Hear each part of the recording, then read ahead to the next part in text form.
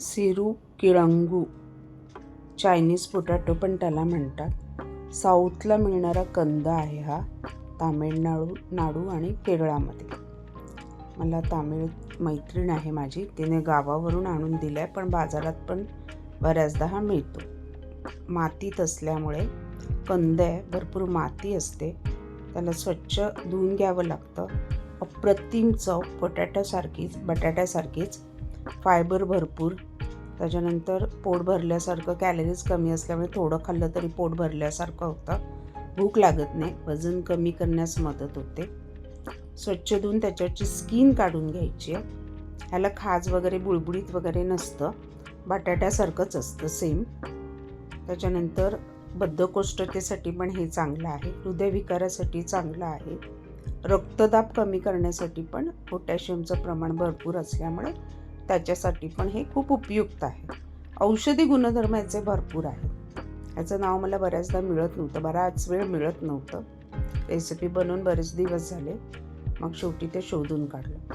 ह्याला आणि काही वेगळं नाव असेल तर कृपया कळवा. आता हे स्किन काढून घेतली आहे. आता त्याच्या बटाट्यासारख्या छोट्या छोट्या फोडी करून घ्यायच्या. सहज कापल्या जातात. तुम्हाला ज्या आकारात हव्या त्या फोडी करून घ्या आणि पाण्यात ठेवा. ह्याचे वेगवेगळे प्रकार भाजीचे आहेत. आपल्या बटाट्यासारखे चायनीज बटाटा पण ह्याला म्हणतात. तेलामध्ये राई, जिरं, लसूण, राई जिरं पाव चमचा, लसूण 1 कांदा बारीक चिरलेला, नंतर हिरव्या मिरच्या साधारण 3 तिखटवाल्या, कढीपत्ता भरपूर घेतला आहे. ह्याला आपण केरळचा जो बारका कांदा येतो ना, साऊथचा, तोच वापरणार आहे. त्याला स्किन काढून बारीक कापून घ्यायचा आहे. हा कांदा तिखट आणि चव थोडी वेगळी असते, छान लागते. आणि साऊथच्या डिशमध्ये हा कांदा असेल ना तर चव एकदम परफेक्ट, त्या साऊथची चव त्याच्यामध्ये उतरते.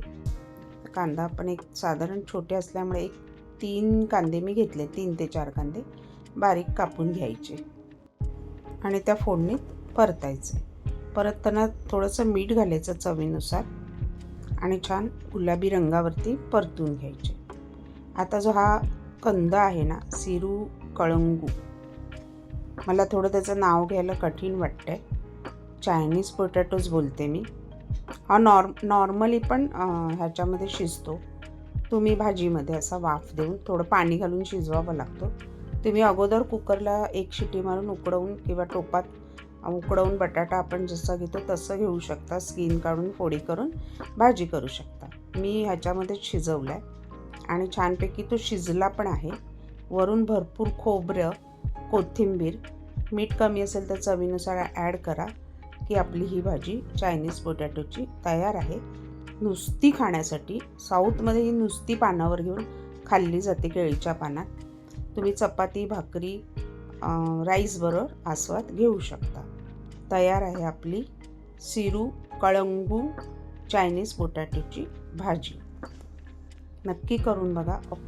अप्रतिम चवीची आणि औषधी गुणधर्म असणारी सिरू किळंगू भाजी, परफेक्ट नाव.